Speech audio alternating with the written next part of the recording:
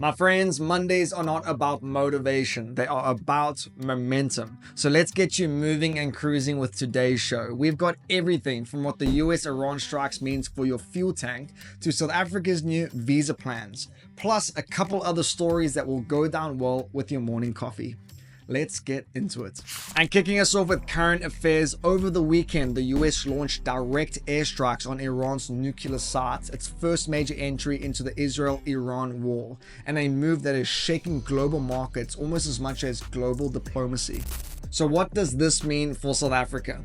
Well, we were already bracing for a 40-cent petrol hike. Now, some analysts reckon that Brent crude oil could spike past $130 a barrel. That's nearly double current prices if Iran blocks the Strait of Hormuz, which is this narrow channel that carries about 20% of the world's oil supply. And that's not guaranteed, but even the threat of it is enough to push up prices. And when oil surges, so does inflation, interest rate pressure, and the dreaded rand-dollar gap. And look, we're far from the front line, but once again, South Africans could end up paying the price for a war that we're not even involved in.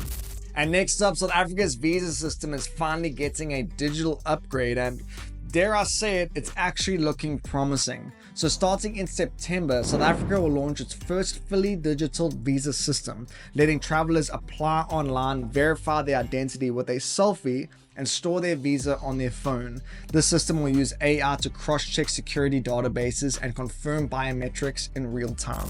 So it's aimed at tourists staying under 90 days. And while the country list hasn't been finalized yet, it will start with air arrivals and then expand to land and sea borders over time.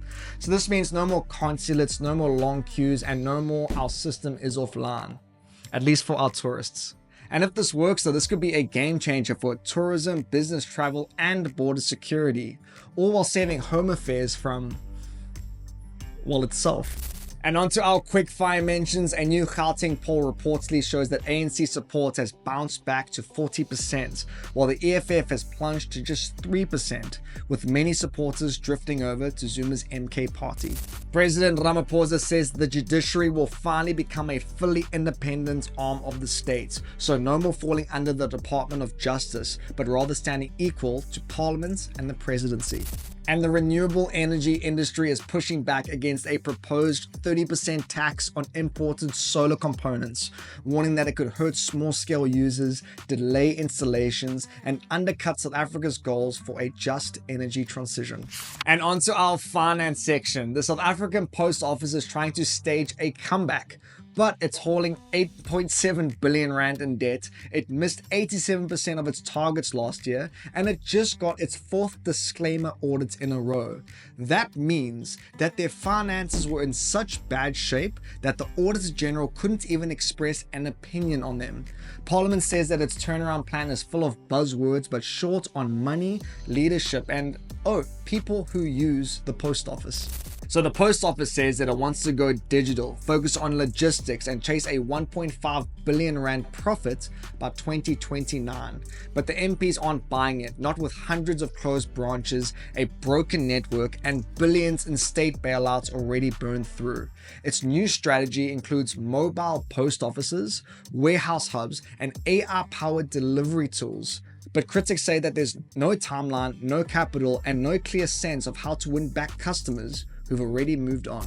And onto our quickfire mentions. The World Bank is considering a 9 billion rand loan to help our treasury launch a new credit guarantee fund aimed at unlocking private investment for South Africa's grid expansion.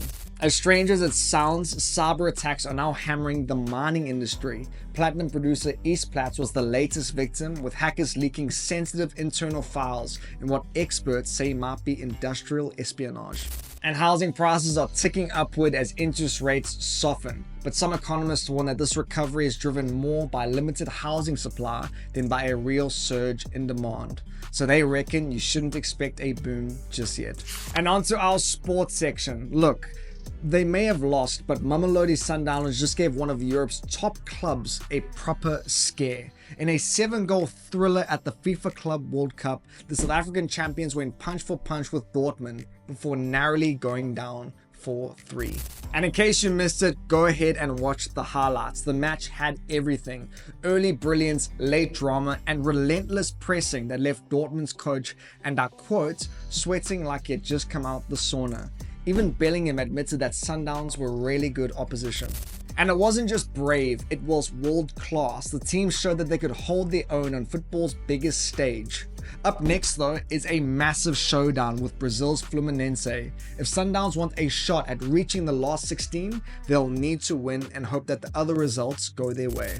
And on to our quickfire mentions. The Proteas will head to Zimbabwe without Test captain Temba Bavuma, who's been ruled out with a hamstring strain.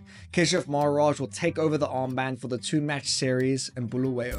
The Crusaders are Super Rugby champions again, edging the Chiefs 16-12 in a brutal final to claim their 15th title. That's now 32 straight playoff wins at home, stretching back to 1998. And the British and Irish Lions just suffered their first ever loss to Argentina, going down 28-24 in Dublin. They'll certainly be hoping to turn things around fast before heading to Australia.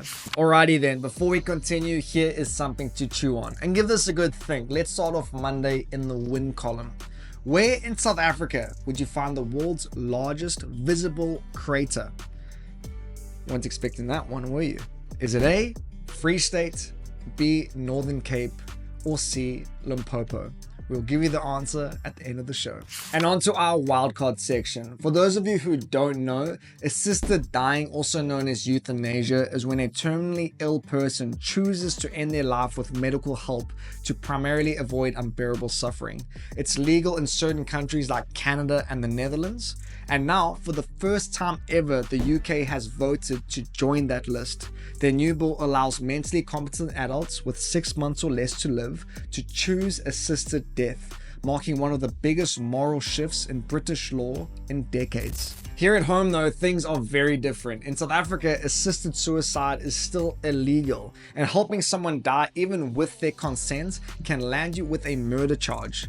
Our courts have flirted with the issue, but Parliament has never actually pulled the trigger. Critics worry about abuse and our fragile healthcare system, while supporters say it's about dignity, autonomy, and relief from suffering.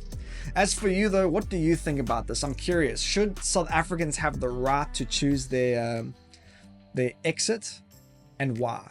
And as for that Bagel Bite, you smarty pants, you'll find that crater in the Free State. This is fascinating. The Vredefort crater was reportedly formed 2 billion years ago when a 15-kilometer wide asteroid smashed into the Earth, creating quite literally a dent in the Earth that spans 300 kilometers wide. So yes, it turns out that our pothole problem started roughly 2 billion years ago. My friends, that's it for today's show. Thank you so much for watching.